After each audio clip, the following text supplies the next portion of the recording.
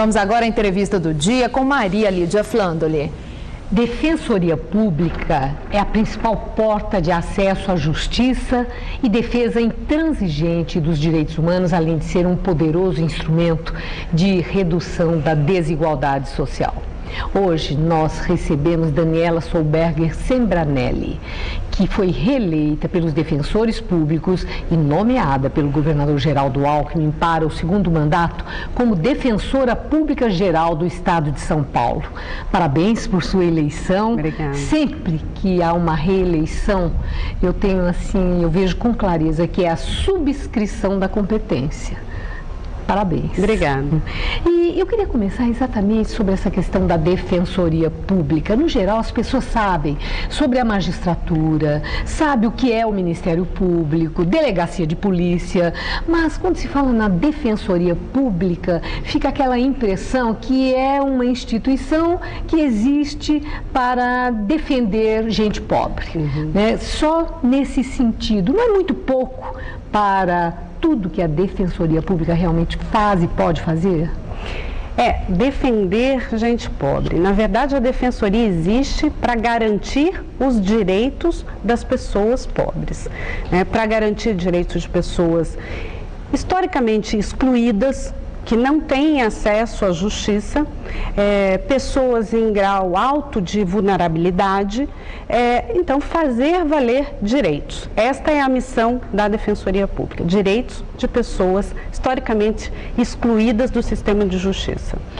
Eu vi uma declaração sua no seu primeiro mandato, que uma das suas prioridades seria o de ampliar o acesso à justiça. Nesses 2 anos, conseguiu?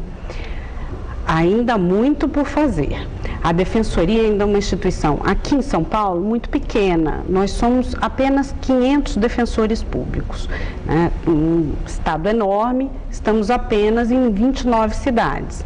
Então, a nossa meta é aumentar ao menos 100 cargos de defensores por ano. Se você imaginar que nós temos no estado cerca de 1.800 promotores, 2.000 juízes e 500 defensores, há muita gente sem poder exercer esse direito de acesso à justiça por um órgão público, por uma instituição pública, como manda a Constituição. E o que é isso? É uma discriminação do próprio poder público, né? Uma diferença tão grande, porque, digamos, em relação a promotores e juízes, há uma diferença, mas não é gritante. Mas essa diferença dessas duas instituições para a Defensoria chama a atenção, é clamorosa.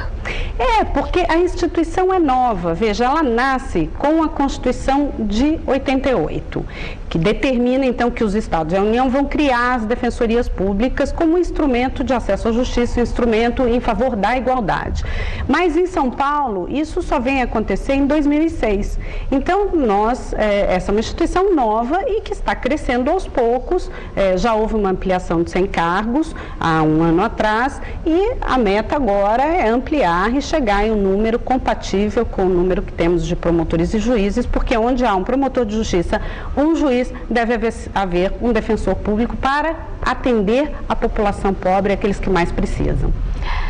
Quando a Defensoria Pública entra com ação civil pública, eu já vi críticas do Ministério Público entendendo que ela já está entrando numa seara alheia. Existe um estranhamento nessas duas instituições? Há uma intolerância de alguns procuradores ou promotores em relação aos defensores públicos? Eu acredito que hoje não mais. Isso vem se consolidando, porque, na verdade, isso é mais um instrumento, é mais uma instituição habilitada a lutar em favor das pessoas pobres. É para isso que existe a Defensoria Pública. Então, nós temos que unir esforços. E como houve uma alteração recente da lei da ação civil pública, promovendo essa titularidade pela Defensoria Pública, também no início houve aí um sentimento de que haveria uma invasão de espaço, mas de forma alguma. Hoje isso está muito consolidado, isso é um instrumento muito útil, porque a Defensoria acaba atendendo com uma ação só, centenas e às vezes milhares de pessoas numa mesma ação, é um instrumento muito poderoso. O caso da Cracolândia foi um caso de clamor público, chamou muito a atenção, principalmente sobre o que a Defensoria Pública, o próprio Ministério Público podem fazer em relação a pessoas carentes, desvalidas, no caso os moradores de rua e aquelas pessoas dependentes da droga. O que a Defensoria Pública conseguiu nesse caso, que é um caso difícil, não resolvido? É uma situação muito difícil, acho que ainda há muito por fazer em todos os sentidos, no país inteiro, né? A situação de pessoas em situação de rua e usuários de droga.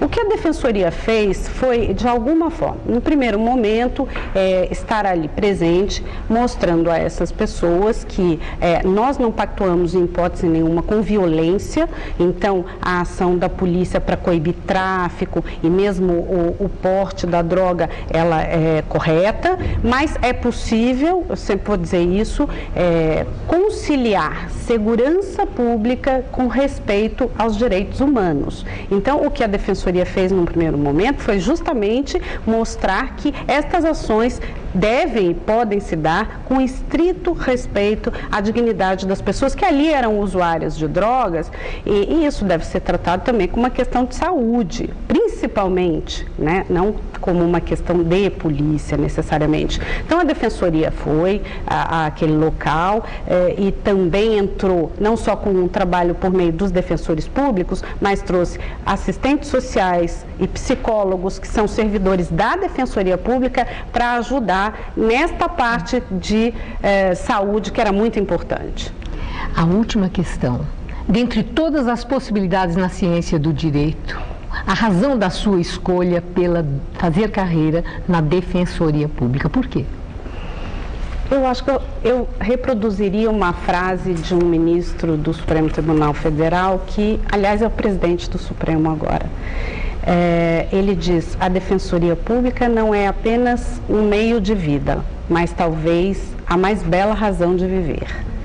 E é isso, ajudar aqueles que mais precisam. Essa é a opção do defensor público.